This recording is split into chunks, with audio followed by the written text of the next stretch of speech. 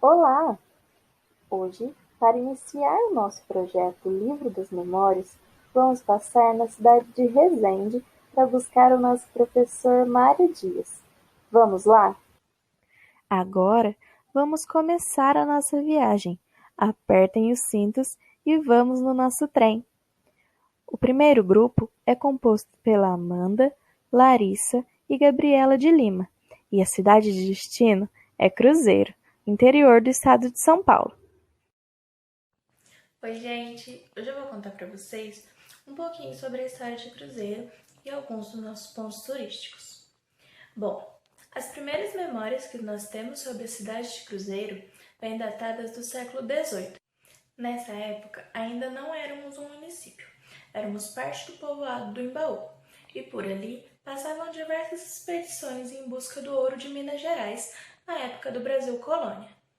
Em 1786, foi finalizada a construção da Capela de Nossa Senhora da Conceição do Embaú. Em volta dela, os comerciantes foram vendendo suas coisas para suprir as necessidades dos tropeiros, e a partir disso houve a expansão do núcleo urbano. Em 1837, o capitão Joaquim Ferreira foi assassinado. Ele era proprietário da fazenda Boa Vista, e assim, com sua morte, quem herdou os 900 hectares da fazenda foi sua viúva, Fortunata Joaquina do Nascimento. Alguns anos após a morte de seu marido, Fortunata casou-se novamente, desta vez com o capitão Antônio Dias Teles. Eles juntos construíram a nova sede da fazenda Boa Vista.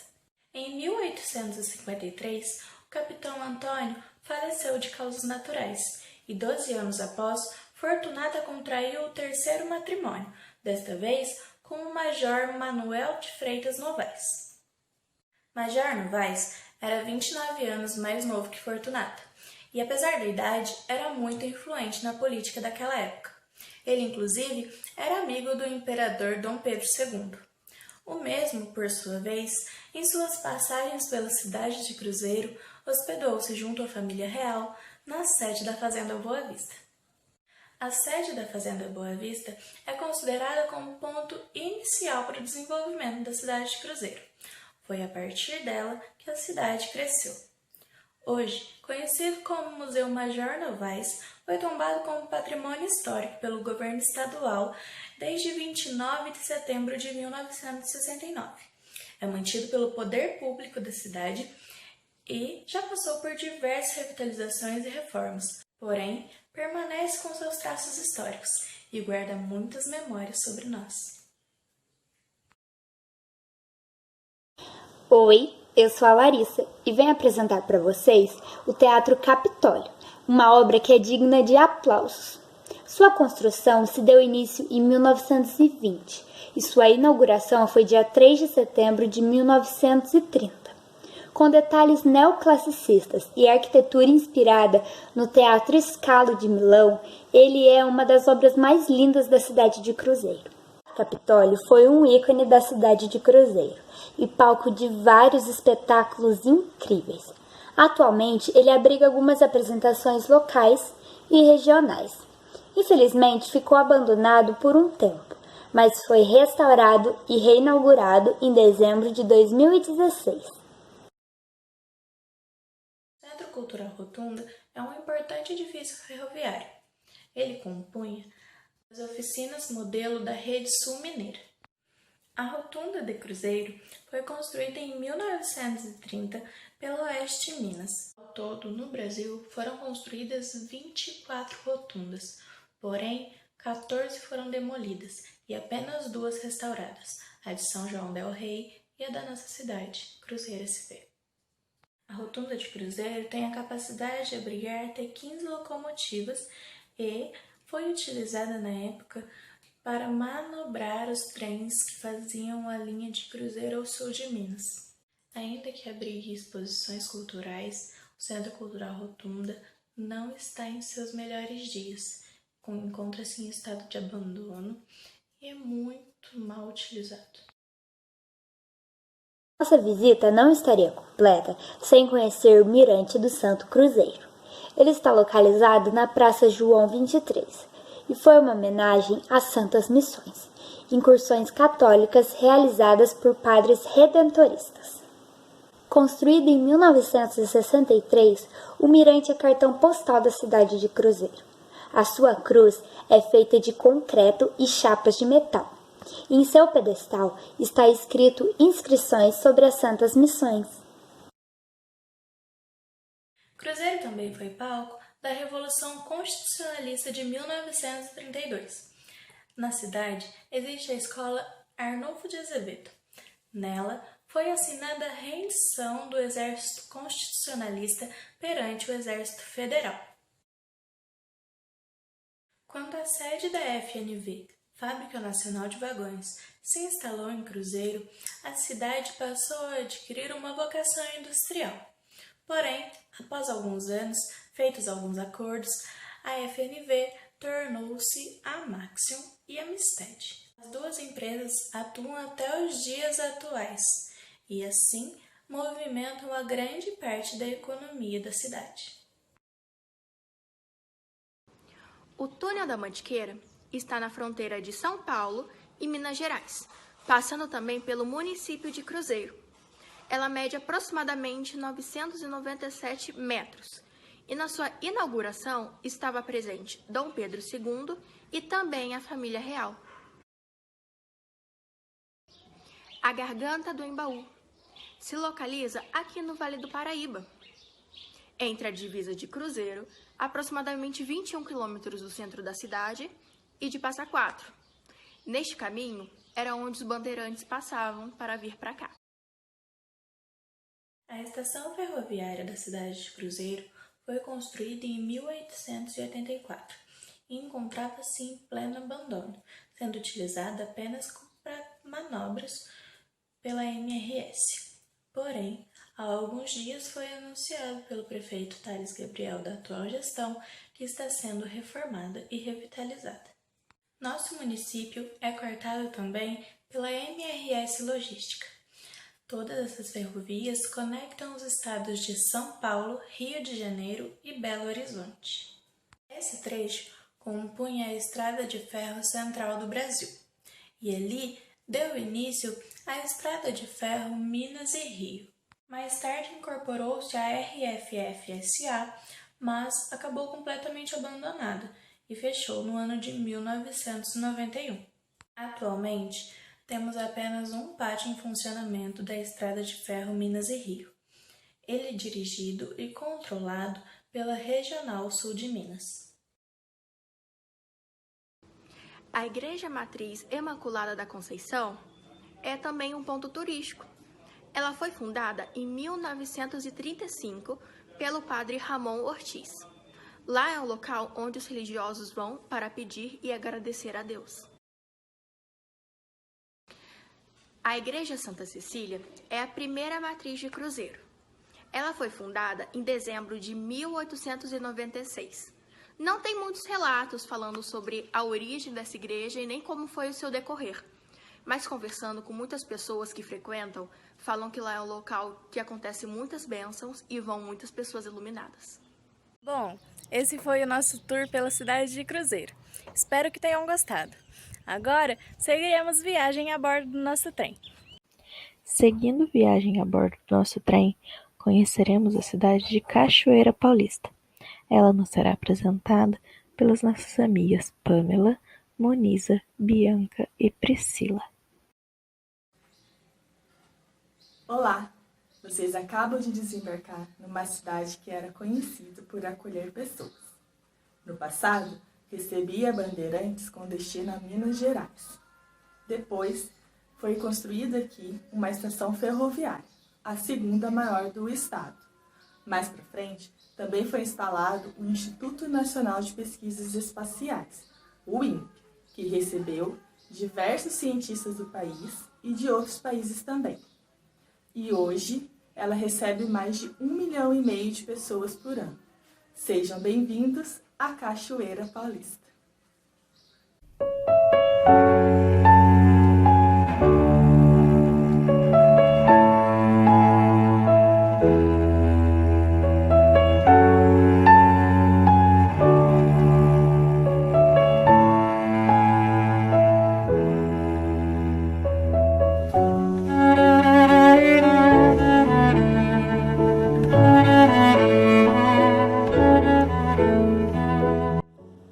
nosso tour, visitaremos o Grupo Escolar de Cachoeira Paulista, fundado em 1913 pelo Sr. João Evangelista Rodrigues, um cachoeirense muito importante para a cidade, pois ele foi responsável por trazer luz elétrica à cidade e também foi um dos fundadores da Santa Casa.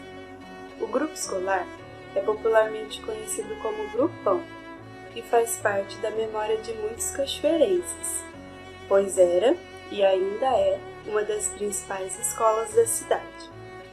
Atualmente, ela recebe o nome de Escola Municipal Dr. Evangelista Rodrigues, homenageando seu fundador.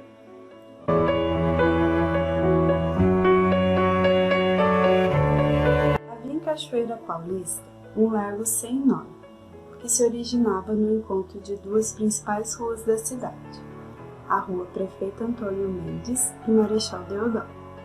Este largo, em 1926, recebeu um belo jardim, bancos e uma larga calçada, e tornou-se a Praça Dr. Evangelista Rodrigues.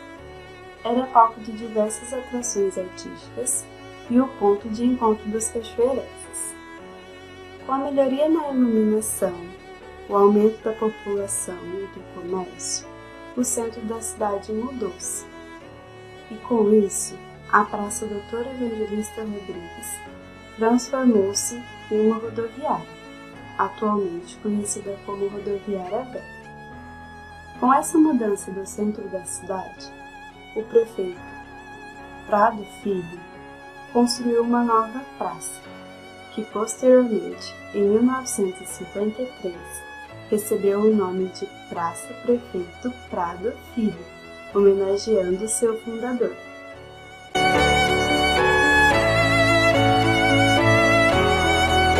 Olá, eu vou falar um pouco sobre o INPE de Cachoeira Paulista.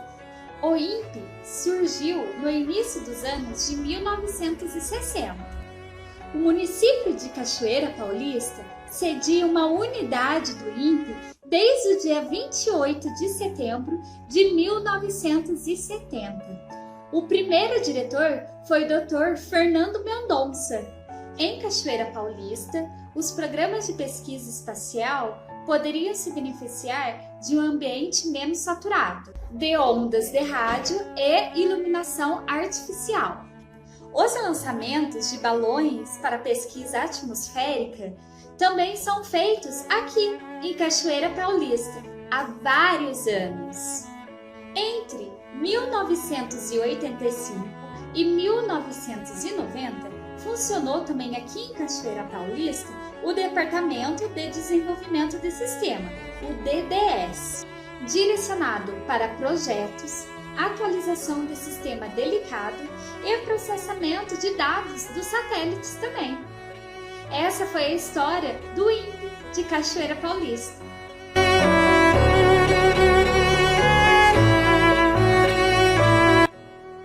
Olá, gente! Eu vou falar um pouquinho para vocês sobre a Canção Nova.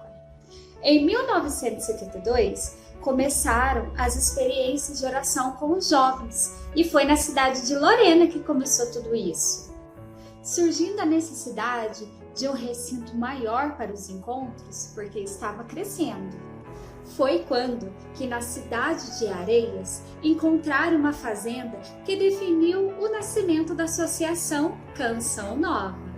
Em 1974, começava a construir a primeira casa de missão, agora em outra cidade, em Queluz, onde foi batizada Canção Nova, a Casa de Maria. Em 1977, Padre Jonas, em uma de suas viagens, Lorena a Queluz, de trem, veio em sua cabeça de juntar os jovens para morar com ele em uma comunidade. Foi então que no dia 2 de fevereiro de 1978, na rua João Paulo II, começava o início da comunidade Canção Nova. Podemos dizer que a Canção Nova trouxe muitas oportunidades para a cidade de Cachoeira Paulista, pois são pessoas do Brasil todo que vêm à cidade para conhecer a Canção Nova. assim ajudando no desenvolvimento da cidade. Essa foi um pouquinho da história da Canção Nova, espero que vocês tenham gostado.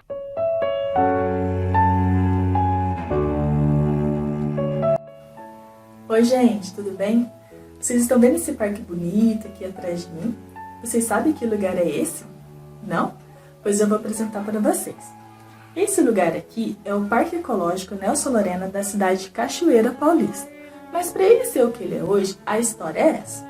Em 1936, um artista conhecido da cidade, Nelson Lorena, ele fez um rascunho desse parque. Mas só em 1989, na gestão do prefeito Aloysio Vieira, que ele apresentou uma maquete falando sobre a importância de se ter um espaço de lazer para a população, coisa que não existia até aquele momento. Só que Nelson Lorena, ele não chegou a ver o parque concluído, porque ele faleceu em 1990. O prefeito Aloysio Vieira, ele entregou o parque para a população em dezembro de 1992. Só que antes de ser o parque, nesse espaço, ele era um grande brejão. Também já foi o lixão da cidade. Serviu também de torneio leiteiro e a festa de Santo Antônio. Nesse espaço, também já foi palco de parques de diversões e circos. Então o prefeito aproveitou esse espaço e fez o parque ali, dando em sua homenagem seu fundador o nome, Parque Ecológico Nelson Lorena. Só que nesse parque, ele não tem só um espaço ao ar livre para a população.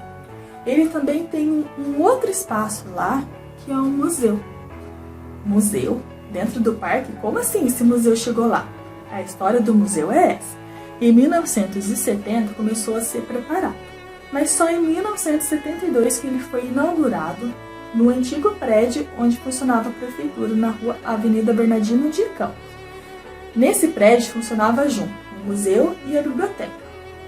Depois de um certo período, o museu ficou itinerante. Ele funcionou no Teatro Municipal, foi para a margem esquerda no antigo Delta, e com a inauguração do parque, em 1992, que ele veio para cá definitivamente. E funciona até hoje.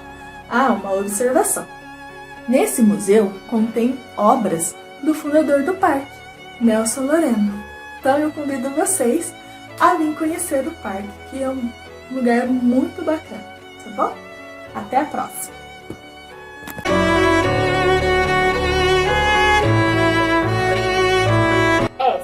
É a Mina da Mão Fria, localizada no bairro Jardim da Fonte. Conta-se que há muitos e muitos anos, dentre os índios puris que aqui habitavam, estava a indiazinha Maná. Maná era filha do cacique. Em uma cerimônia religiosa da tribo, ela foi oferecida ao deus Tupã pelo pajé da aldeia. Mas acabou conhecendo um outro índio da tribo, chamado Catu, pelo qual se apaixonou. O deus Tupã, nada contente com isso, fez cair do céu uma imensa mão de ouro nos campos indígenas. Em um dos seus passeios pela margem do rio, Maná avistou essa mão. Chegou perto e, ao encostar nela, sentiu seu corpo congelar imediatamente e afundar chão adentro. Nesse momento, 2 lágrimas rolaram de seus olhos, dando origem a uma pequenina mina d'água, conhecida como Mina da Mão Fria, que até hoje abastece diversos moradores de Cachoeira Paulista.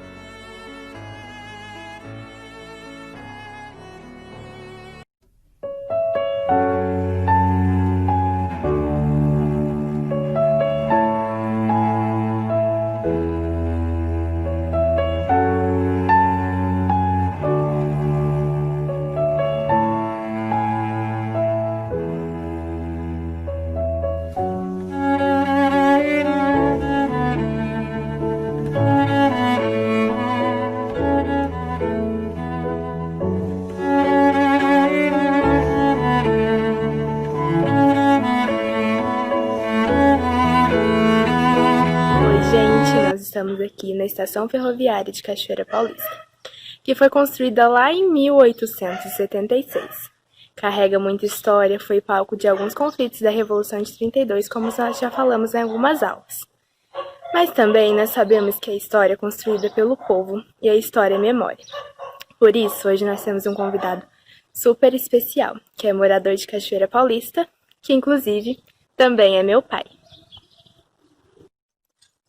Eu sou Benedito Palmeira, eu tenho 63 anos e moro na Rua da Estação. Em 1970, nós morávamos em Guararema. Aí nós mudamos para Cachoeira, nós viemos de trem, eu, meu pai, minha mãe e meus irmãos. Nós viemos no Expressinho Brasileiro. Para nós era muita novidade, mas conforto ele não tinha nenhum. Eram umas cadeiras de madeira e o trem balançava muito, chacoalhava demais. Só que para a gente que era criança era muita novidade. Isso eu nunca vou esquecer. Está gravada na minha memória. Nós tinha uma vaquinha em Guararema que o meu pai ganhou para tirar leite para nós beber, porque era muita criança, nós éramos 11 crianças. Aí o nosso patrão deu uma vaquinha branca para nós beber leite, e essa vaquinha chamava Pombinha. Ela veio também no trem. Nós viemos num dia, no outro dia ela foi desembarcada aqui, porque logo aqui na frente tem um embarcador onde desembarcava vaca, desembarcava cimento, café, tinha muito café que tirava, o pessoal vendia aqui das lavouras, então esse café ia para São Paulo, então ia tudo de trem. E nessa época a estação aqui tinha muito movimento. Tinha lanchonete, que a gente chamava de venda, vendia carvão, vendia muita coisa aqui. Gente, uma das coisas que eu não esqueço, eu era criança e eu tinha muita curiosidade.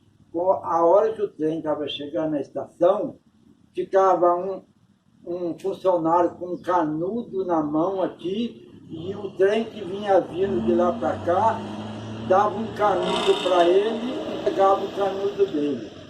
Depois de muito tempo, que eu fui descobrir que aquele canudo que eu queria saber o que tinha dentro dele, era uma autorização, que toda a estação tinha que dar uma paradinha, deixar aquela autorização e pegar outra autorização para seguir viagem. Então eu realizei o sonho meu, descobri o que tinha dentro do canudo.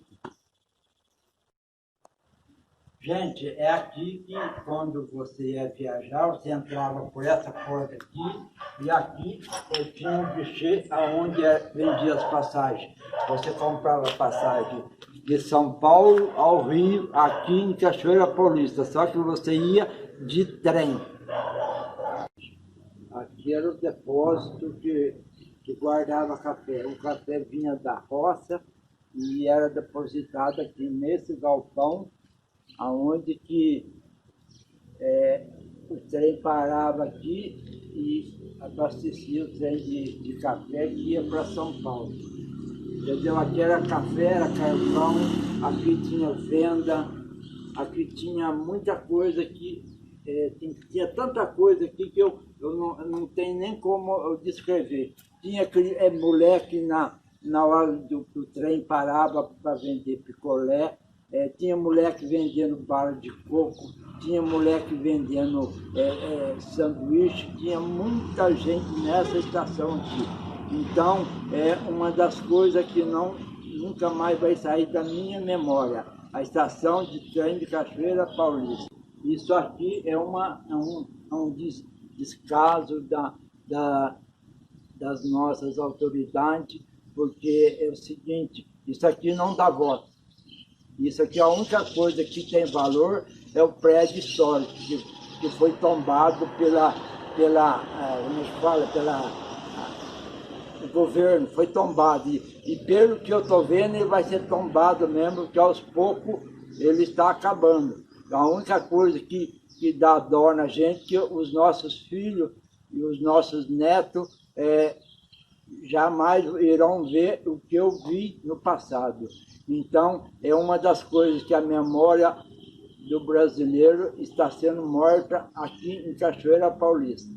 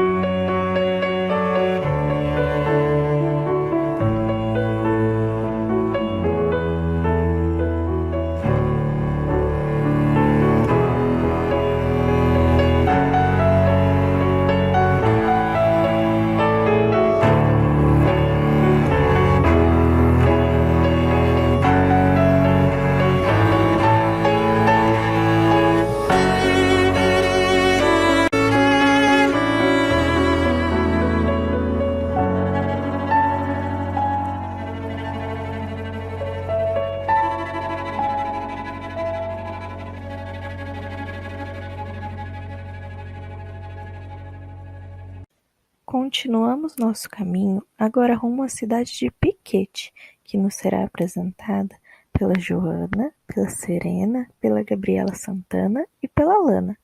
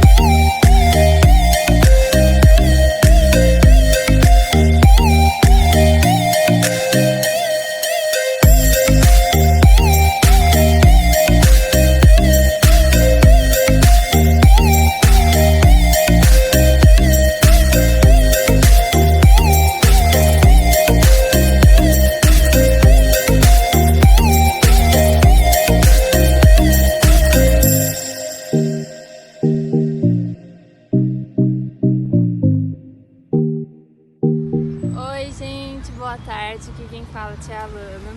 Vim explicar para vocês o surgimento de Piquete. Piquete está localizado na estrada de Itajubá, entre Itajubá e Lorena. Por conta disso, por conta do registro de Itajubá, foram surgindo várias pessoas para permanecer ali, para ficar mais próximo. Então, aos poucos as moradias elas foram sendo fixas. E a partir dos momentos, foi passar os anos, isso acabou acelerando e sendo uma fixação de moradores certos, entendeu? Que é igual Lorena, igual Cachoeira, Cruzeiro. E aos poucos as pessoas foram realmente ficando no lugar, construindo suas casas, seus locais para viver.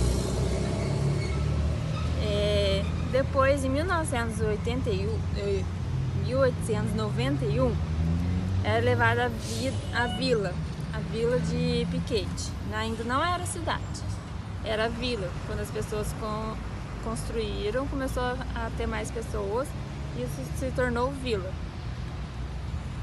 Em 1915, a cidade.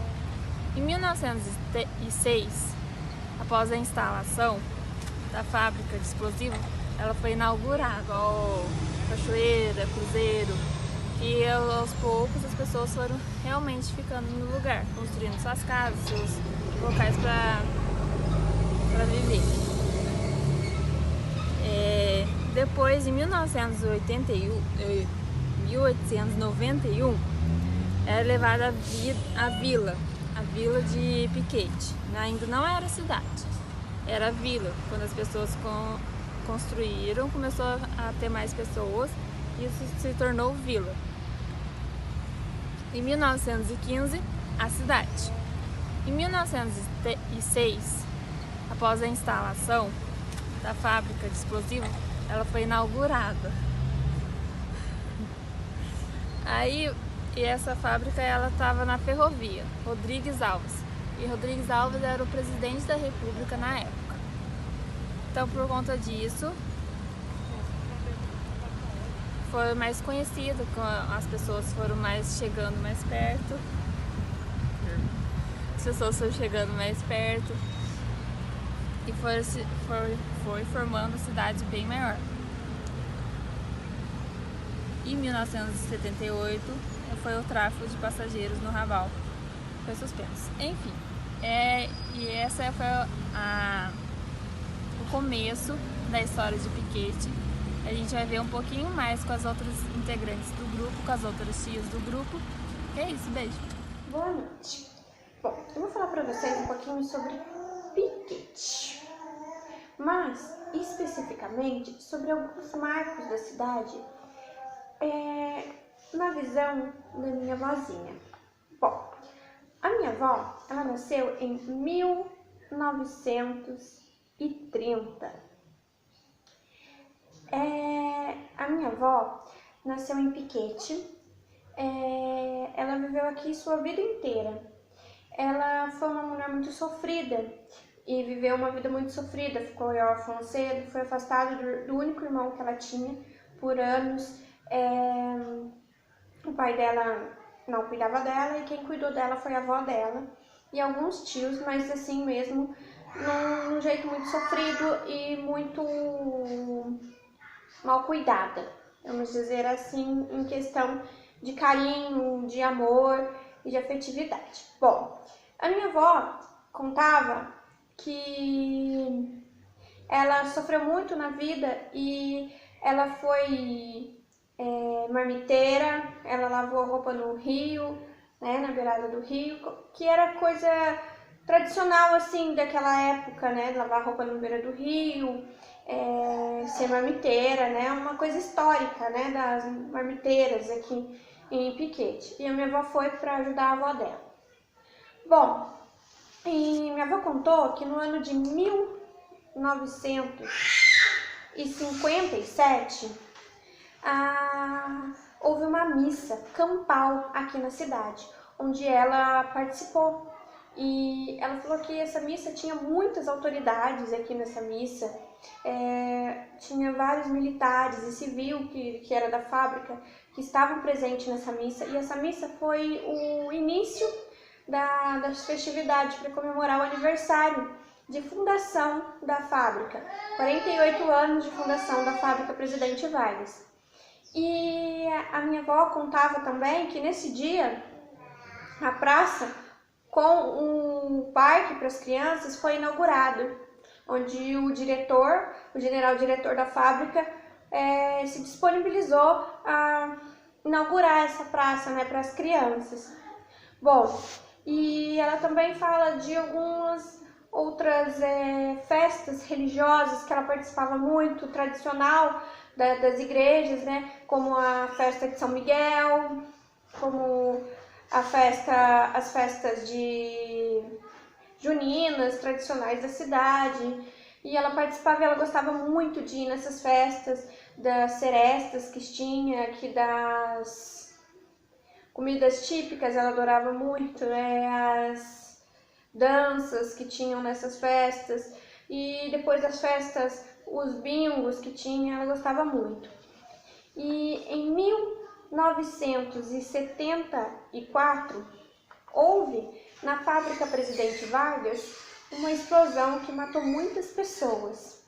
Esse ano de 1974 marcou a cidade por essa explosão e pelas vítimas que houve, né, de acordo com essa explosão. E também foi um marco na vida da minha avó, porque foi através dessa data que o irmão dela soube da explosão e apareceu em casa e soube dela e tudo, e foi o reencontro com o irmão dela, foi o ano do reencontro com o irmão dela, por conta de saber, né, dessa explosão. E também, em 1982, houve uma outra explosão, onde morreram muito mais gente, foi uma explosão muito maior. E essa data também marcou não só Piquete, como a minha avó, porque ela tinha uma preocupação, né? Pois meu avô, meu pai e meu tio estavam trabalhando no dia, então ela ficou com uma grande preocupação. E aí, vindo um pouco para 1995, ano que eu nasci. Bom, a partir de 1995 até os dias atuais, aconteceram vários outros marcos da cidade. Houve outra explosão na fábrica, houve a inauguração do recinto de festas de hoje. Houve também, de 95 para cá, várias mudanças, coisas boas e coisas ruins. Por exemplo, a maternidade aqui de Piquete deixou de existir. As festas tradicionais, elas perderam algumas coisas ao longo da história, mas também coisas boas, como inaugurações, assim, acho que a festa tradicional da cidade, né, ganhou mais cultura, mais brilho, assim, com várias outras agregações que veio trazendo para ela. Bom, gente, e atualmente Piquete continua com a fábrica sendo uma das principais rendas da cidade e continua com as mudanças que vêm ocorrendo, né? Coisas boas, coisas ruins que hoje em dia tem. Tem os patrimônios históricos agora, né? Que são as igrejas e a estação, tem o Pico dos Marins. Bom, gente, e é isso. Espero que vocês tenham gostado um pouco dessa trajetória que eu fiz até aqui, tá? Da cidade. E um beijo no coração de vocês e se cuidem. Boa noite. Vamos saber um pouquinho mais sobre a cidade de Piquete. Antigamente, em Piquete, as celebrações religiosas eram realizadas na matriz Nossa Senhora das Dores. Essa matriz foi reformada e passou a se chamar Matriz São Miguel e Almas. Ela normalmente é frequentada por moradores da cidade. E as celebrações hoje em dia acontecem só na segunda-feira. Em 1970, foi construída uma outra matriz, Matriz São Miguel Arcanjo, que é o padroeiro da cidade. Lá, eles recebem muitas visitas, muitas mesmo, de pessoas do Brasil inteiro. Além da devoção, os turistas vão lá por ser uma matriz muito bonita. Essa matriz foi construída com o projeto do arquiteto Prometeu de Silveira e é adornada por imagens do artista plástico Antônio César Doria. Boa noite, gente. Eu vou falar um pouco sobre a Estação Ferroviária Rodrigues Alves de Piquete. Ela foi inaugurada no ano de 1906, em homenagem ao então presidente da República na época. E no ano de 1970, o transporte de passageiros foi estendido até a fábrica de explosivos. Em 1985, houve a desativação definitiva e somente no ano de 2006 foi restaurado para instalar a Secretaria de Cultura da cidade. Mas logo ela foi abandonada e só no ano de 2015 que ela foi restaurada novamente para instalar o Cartório Nacional, que funciona até os dias atuais. Agora sobre a Estação Estrela do Norte. Ela ficava no trecho controlado pelo Exército, entre as estações de Piquete e de Limeira. E ela servia a Vila Militar. No ano de 1978, houve a desativação dos trens de passageiros no ramal. E a estação, ela ainda está de pé. E na frente da sua plataforma ainda existem alguns trilhos sobre as quais foi colocada uma locomotiva antiga e em 2005 foi instalado o prédio de uma pizzaria. Muito obrigada!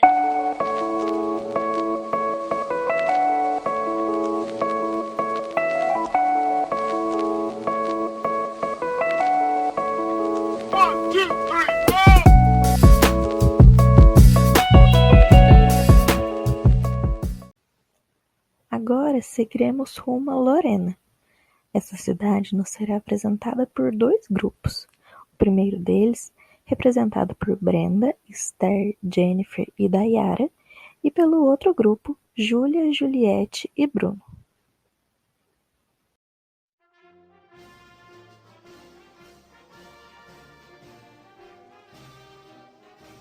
Retrospectiva da Estação Ferroviária de Lorena.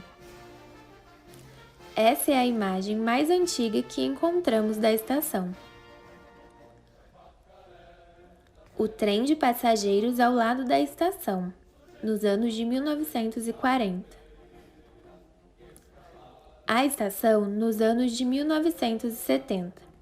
O trilho que saía para a esquerda era o início do ramal de Piquete.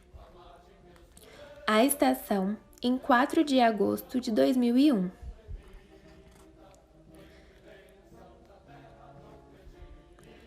A estação, abandonada em março de 2001.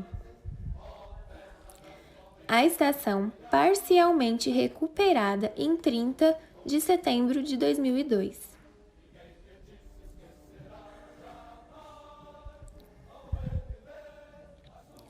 A estação, em final de reforma definitiva pela Prefeitura em 18 de fevereiro de 2004. Estação reformada em junho de 2005. A estação, em 6 de julho de 2014. Comboio da MRS passa pela estação em 2015. Oi pessoal, boa noite. Hoje vamos falar sobre a linha do tempo da estação ferroviária de Lorena. Mas, para isso, precisamos do elemento principal. Só um minutinho que eu vou buscar para vocês.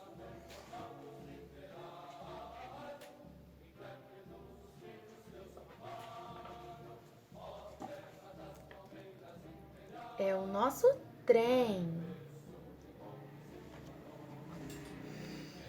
Bom, a estação de Lorena foi aberta no mesmo dia em que se encontraram as estradas de ferro do norte e Dom Pedro II na seguinte estação em Cachoeira. Em 1887, o governo autorizou as primeiras construções dos itens da ferrovia de Lorena.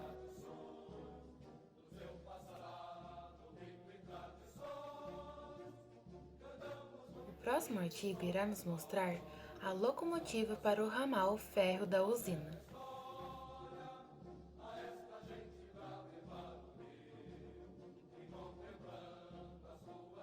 Nesse artigo, veremos a inauguração da linha Sucréria em 28 de novembro de 1887.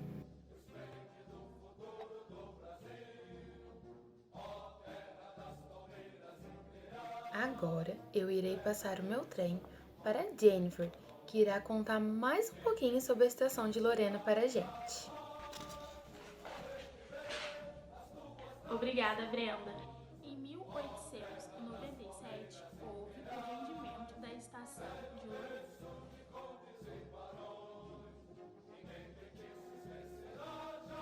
Assaltado em Lorena no dia 3 de 2 de 1927.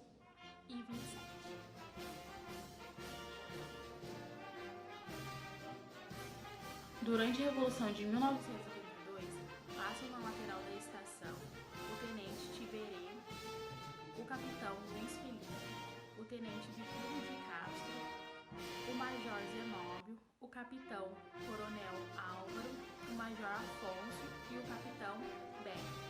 Essa foto foi publicada dia 8 de 10 de 1932.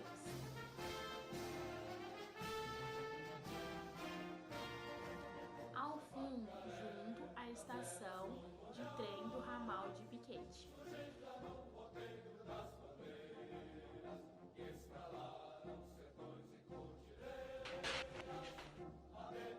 Oi, eu também ganhei uma carona nesse trem.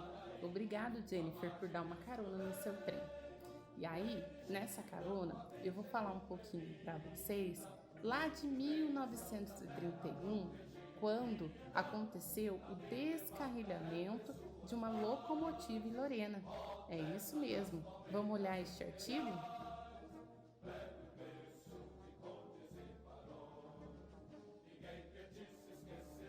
Em 1933, aconteceu o reparo na estação de Lorena. Isso mesmo, reparo nas estações de Lorena. E aí, vamos olhar um pouquinho esse artigo?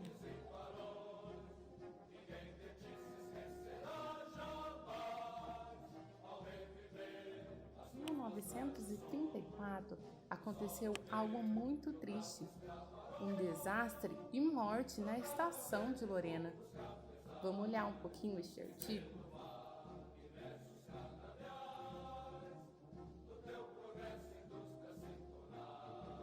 Em 1939, apareceram 3 setas. Isso mesmo, 3 setas, amarela, vermelha e azul. A vermelha mostrava a estação ferroviária de Lorena, já a amarela, a usina da Zucréria, e a azul, o triângulo de reversão do ramal de Piquete. Vamos olhar um pouquinho essa imagem?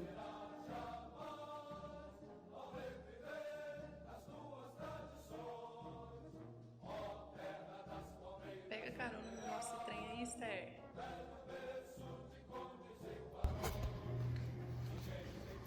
Obrigada, Dayara. Pessoal, vamos então continuar o nosso caminho. Na imagem a seguir, veremos um trem passando por Lorena.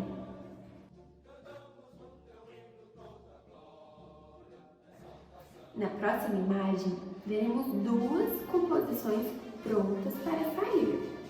A da esquerda, seguindo para Piquete, e a da direita, no ramal de São Paulo.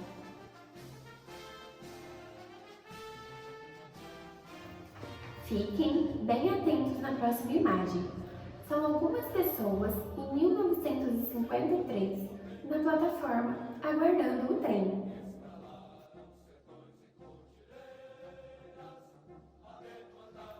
Em 2001, a estação estava abandonada, mas sempre com um funcionário sentado numa cadeira de plástico na plataforma, sem nenhuma infraestrutura de apoio, aguardando o sinal para os trens cargueiros que passavam. Bom, a estação foi reformada pela prefeitura e entregue em 2004 para abrigar a Casa do Artesão. Os trilhos que saíam para a esquerda foram arrancados e no lugar foi construída uma praça. Uma pena, pois aqueles trilhos eram o que sobraram do ramal de Piquete. Em 2018, a ex-estação passou a dar lugar para a Casa da Juventude. Bom, agora vocês vão ficar com o nosso bônus, algumas curiosidades sobre alguns pontos de Lorena. E depois teremos a apresentação do grupo Lorena 2.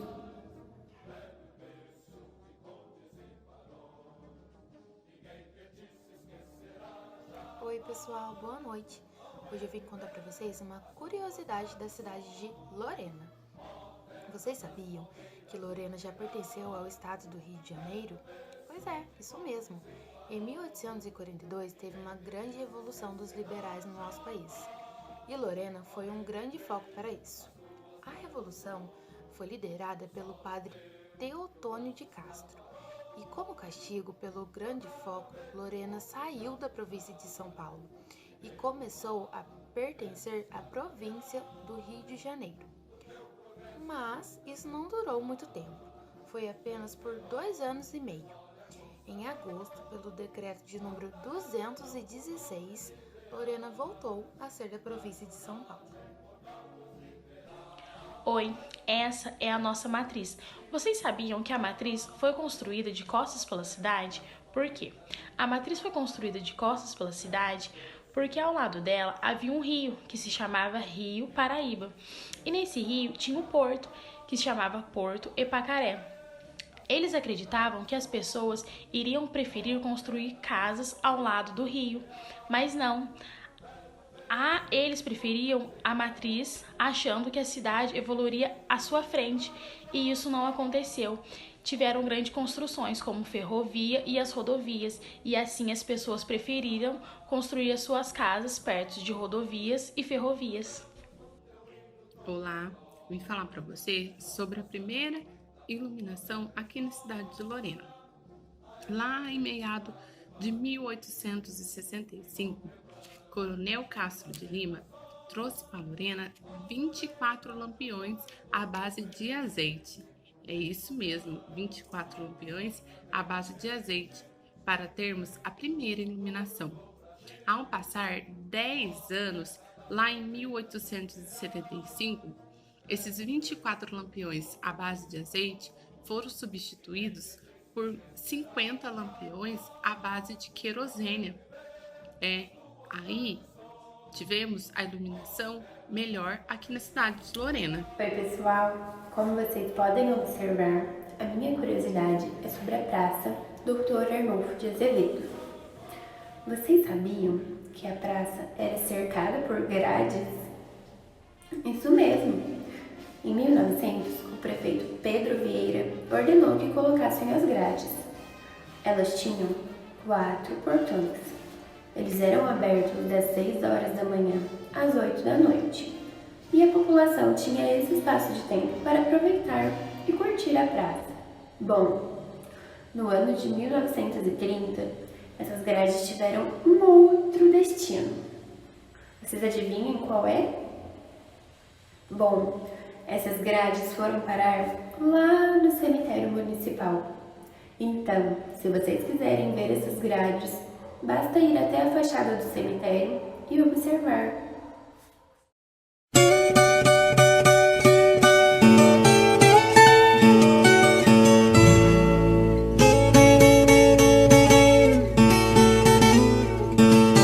Boa noite, pessoal. Meu nome é Júlia, tudo bem?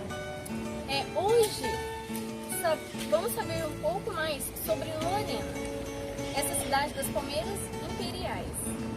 O grupo escolheu uma família. Essa família nasceu e cresceu no Paraná e vieram para Lorena em 1980. Vamos lá conhecer essa história? Bom, pessoal, hoje aqui estamos com a minha família. Isso daqui é um pouco da minha família. Essa é minha avó, Maria Verônica. Esse é o meu tio, Francisco. O meu pai, Aristeu. A minha tia, Valdirene. O meu primo, Eduardo. Corintiano. Corintiano. Roxo, gente, corintiano roxo. E esse é o meu tio, Cláudio. Olá, pessoal. Eu vou contar um pouquinho sobre a nossa vinda aqui para Lorena, porque nós não somos daqui de Lorena, nós somos do Paraná.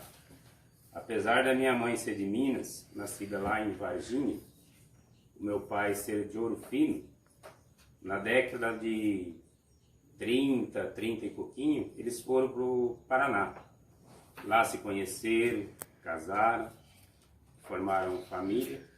E depois de muito tempo, mais ou menos lá pelo ano de 67, quando eles moravam lá em Cianorte, no Paraná, nós resolvemos mudar para Toledo, lá no oeste do Paraná. No Vale do Paraíba, próximo de Aparecida, né? Nós estamos aqui em Lorena. Lorena está mais ou menos situado entre as duas capitais, São Paulo e Rio de Janeiro, entendeu? Então, quase a mesma distância de São Paulo. E é um lugar que eu acabei gostando daqui. Eu gosto muito de história, essas coisas, de ouvir as pessoas contar, né? Então, pelo que eu sei, hoje eu procurei dar uma estudada, ler um pouquinho, né? Então, essa cidade de Lorena, que é a cidade do Vale, Lorena, Cachoeira Paulista, Cruzeiro, Lavrinhas, Queluz, isso aqui foi muito importante para o Brasil, né? Na época do ouro, quando o pessoal transportava o ouro de Minas para mandar para Portugal, então era pegado lá em Minas, eles passavam por aqui com destino a Paraty. Tudo na base de tropa, né? Naquela época não tinha outro tipo de transporte. Então Lorena, essa cidade aqui do Vale, foi um ponto muito positivo para esse pessoal. Era ponto de encontro, ponto de parada. Então foi onde que foi formando essa cidade, Lorena, Areias, né? As cidades são muito importantes, até para a história do Brasil, né? Depois veio o ciclo do café, né? Aí pronto, aí foi aonde que aumentou mais ainda esse movimento, né? Aí surgiu aqui a Estrada Velha, que liga São Paulo, Rio de Janeiro, né? E passando tudo aqui por Lorena, né? Depois, com o passar do tempo, foi aonde que construiu a Dutra, né? E o progresso foi sempre, cada vez, ficando mais sofisticado. Só que Lorena é uma cidade pequena, é uma cidade que não cresceu assim no sentido vertical, ela cresceu muito no horizontal, né? Nós temos, por exemplo, lá a Vila... Mas aí a minha mãe, a dona Verônica, estava achando muito ruim ficar aqui em Lorena já sem eu, né? Porque eu era o mais velho da casa. Aí ela decidiu vir pra cá também. Aí ela queria voltar para lá, ela já estava aqui. Ela já A tava senhora aqui. queria voltar? Queria ir embora. Aí eu falei, não, vamos mudar as coisas. Eu vou largar meu emprego aqui e vou para lá. Aí foi onde que eu vim. Em agosto de 80 eu vim para Lorena. O emprego dele lá trabalhava na Sadia, deixou dar o serviço. Serviço lá de Abrolho. Aí a senhora começou a ensinar, dar aula, né? Comecei a dar aula. De Abrolho, né? De Abrolho. De Abrolho. Aí a senhora se animou mais aqui em Lorena, Dava né? aula em casa e ia dar aula lá. Aí os filhos foram crescendo. Casaram. O pessoal se casou. Qual dos filhos que casou aqui em Lorena? Não, todos casaram ou não? Nós somos em 11. Lá no Paraná só casou a Romilda com a Ana e a Tereza. E aqui? O Recife casou aqui. Foram 8, né, que casou aqui, tudo aqui em Lorena. Mas a cidade de Lorena foi tão bom para nós que até os que se casaram lá, 2 vieram morar em Lorena, né? Ficaram morando lá, depois vieram morar aqui em Lorena. Hoje só tem uma morando em Apucarana. E vem aqui e gosta muito da cidade de Lorena. Ela admira muito a cidade de Lorena. Lorena é uma cidade muito boa de se viver, né? Eu acho que a gente não pode reclamar disso. Que a minha mãe mesmo, ela estava estranhando, mas também nunca tinha morado numa cidade. Ia na cidade, ficava lá pouquinhas horas, já voltava. Sempre foi na roça, né? A gente sempre foi... Estava todo mundo acostumado na roça. Mas como aqui Lorena é uma cidade tranquila, né? Ela foi, com o tempo, ela foi acostumando. E aqui eu cheguei muito doente aqui, que eu fiz um tratamento bom, estou vivendo até agora, nos anos de... 90 anos, né? Já completou 90 anos. Já. Porque lá no Paraná as coisas eram muito difíceis. A cidade mais próxima lá era 45 quilômetros. Então você tinha que ir de manhã e voltar à tarde. Você perdia o dia inteiro, sabe? Pra chegar no centro. O senhor fala pra chegar no centro. Para ir na cidade, porque a gente morava muito distante. A gente morava na roça mesmo, bem interior. O que fez com que a gente viesse para Lorena também é que o sítio nosso lá era pequeno.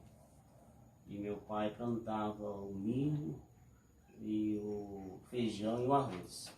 Os demais todos plantavam soja e o trigo.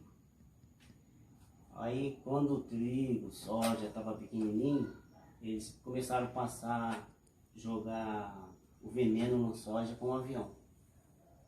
Aí chegava na divisa do sítio, ou eles desligavam a máquina, porque chegou na divisa do nosso sítio. Aí os insetos, em vez de atacar o soja, o trigo, ele vinha atacar o feijão e o milho do meu pai. Aí foi dos requisitos que meu pai desistiu de ficar de uma vez na roça. Achou que era melhor vir para a cidade. Fora a poluição, que o veneno de avião ele espalhava no ar, né? Então quantas vezes alguém lá em casa ficava intoxicado, entendeu? Dava todos esses problemas. Aí a gente ficava doente e ia pro hospital. O hospital era longe. Era longe. E graças a Deus apareceu, surgiu lá, o meu irmão veio visitar Aparecida em 1976 e era fácil de arrumar serviço aqui na região do Vale do Paraíba. Aí veio visitar Aparecida, né? e conseguiu um serviço aqui numa empresa aqui em Guaratinguetá. Depois, em 1980, ele mandou carta pra gente que viesse tudo pra cá, que aqui seria um lugar bom pra gente recomeçar de novo, porque a roça já não estava dando mais pra gente. Sim. Fala um pouquinho pra gente, Tata, sobre a igreja matriz, que a senhora se casou lá. A igreja matriz, muito antiga, uma das mais visitadas, né?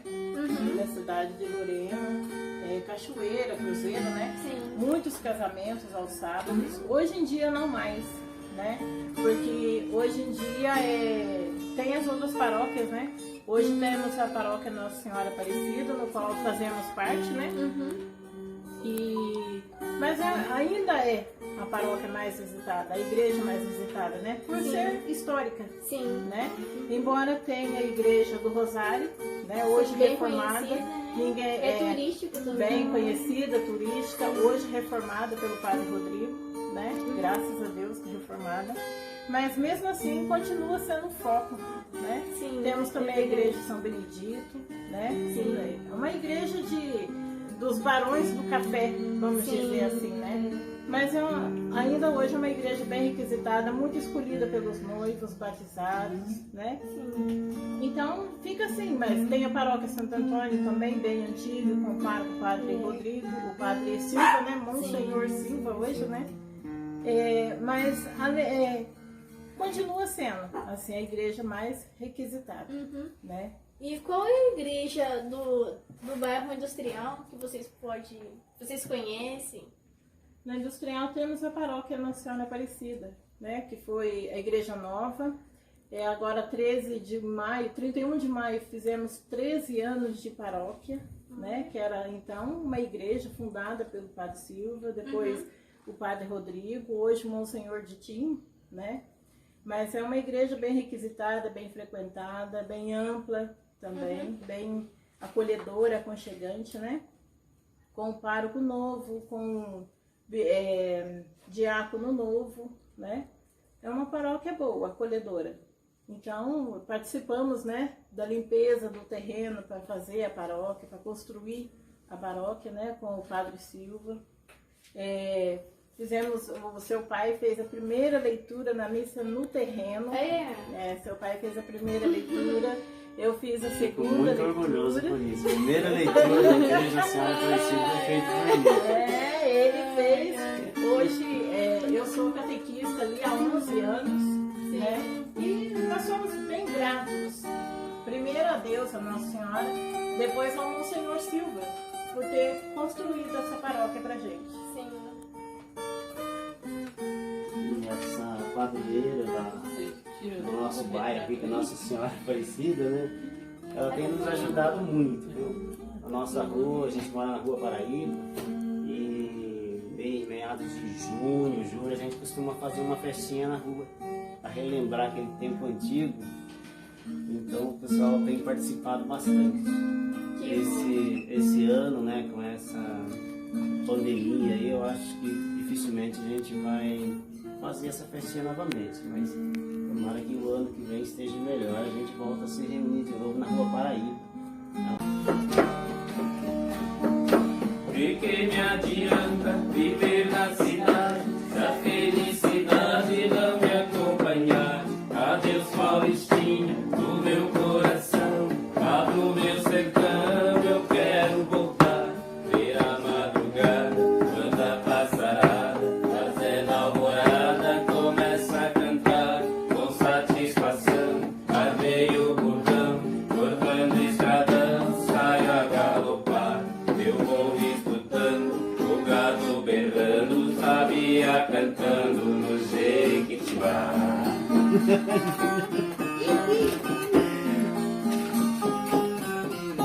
Agora aqui, ó.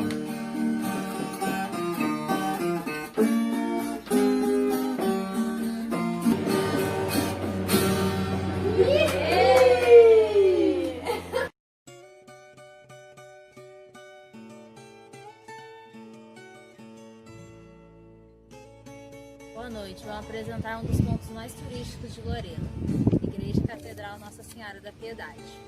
Por volta do ano de 1698, era chamada de Capela de Nossa Senhora da Piedade. Foi erguida por meio de doações feitas por Bento Rodrigues, João de Almeida e Pedro Colasso. Em 1890, foi erguida e inaugurada a catedral. A igreja foi construída de frente para o rio Paraíba. Imaginava que a cidade cresceria naquela direção.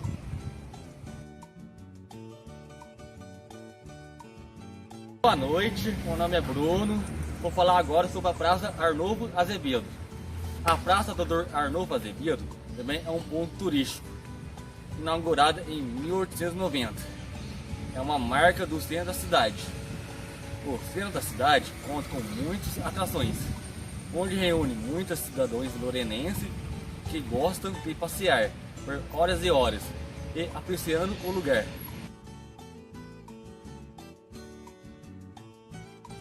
Boa noite, tudo bem com vocês? Meu nome é Júlia e hoje estamos aqui na Estação Ferroviária de Lorena. Olhem bem lá para lá. Bom, atualmente a Estação Ferroviária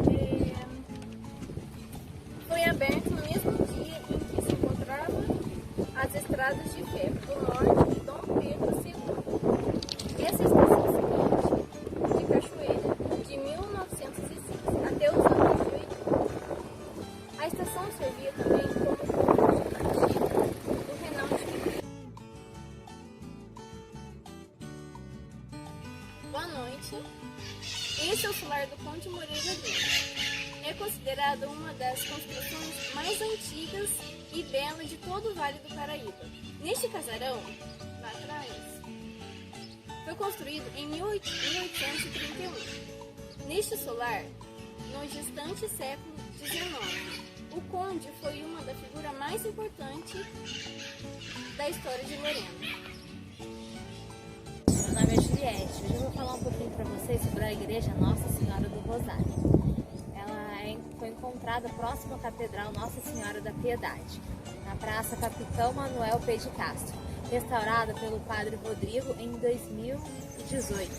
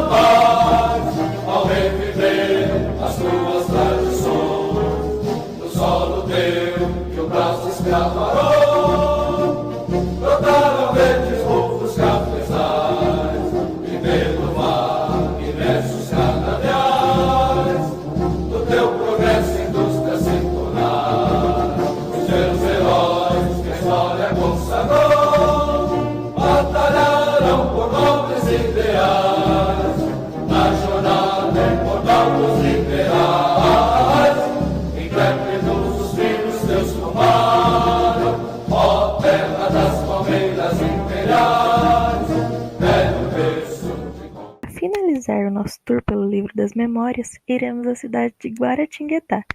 Quem nos apresentará ela serão Dominique, Suelen, Matheus e Kelly.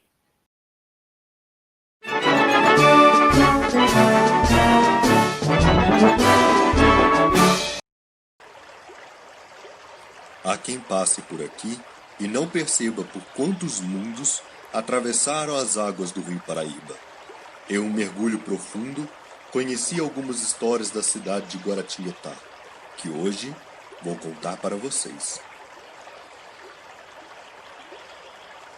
Foi em 1905 que a energia elétrica chegou nessas terras, dando origem à linha de bonde elétrico que ligava Guaratinguetá e Aparecida.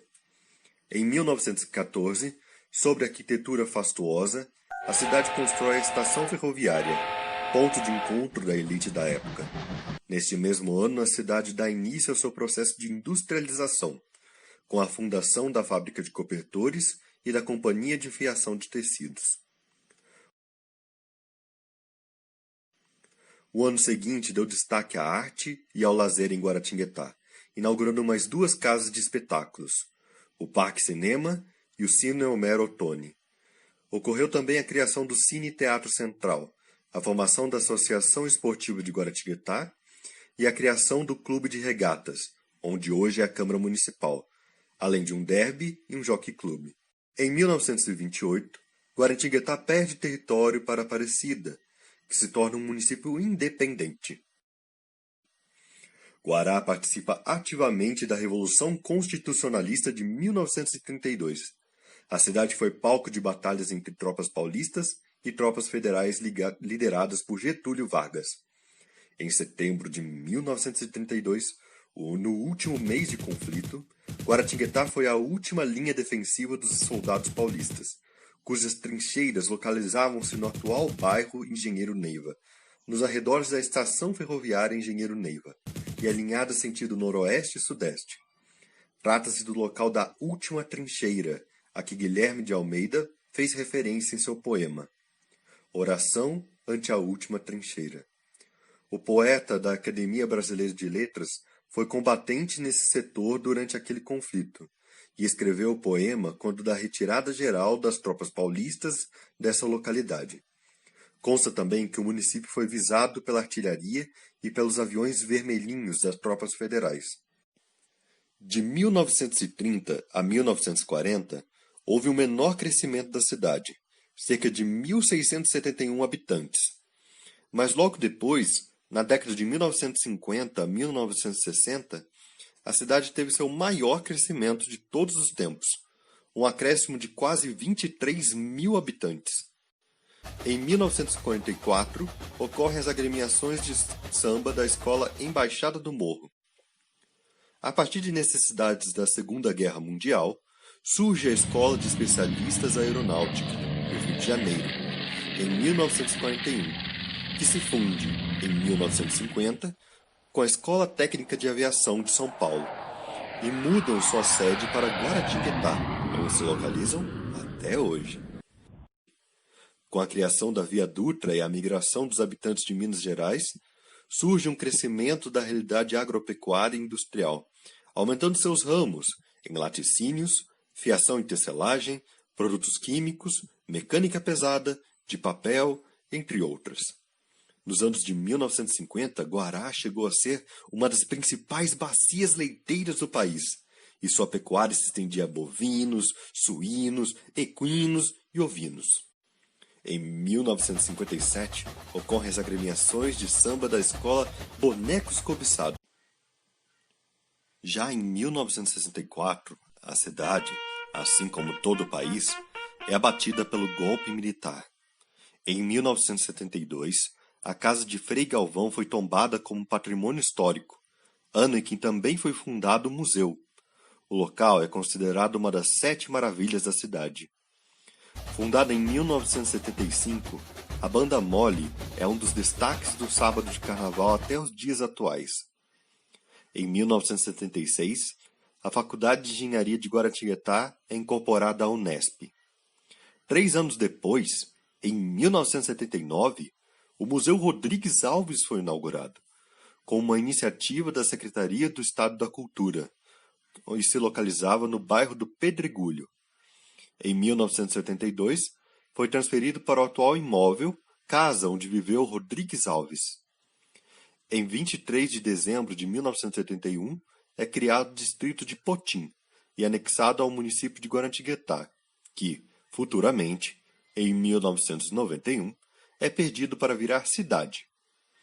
Em 1984, a Fazenda da Esperança cria sua primeira unidade na zona rural de Guaratinguetá, onde será seu centro.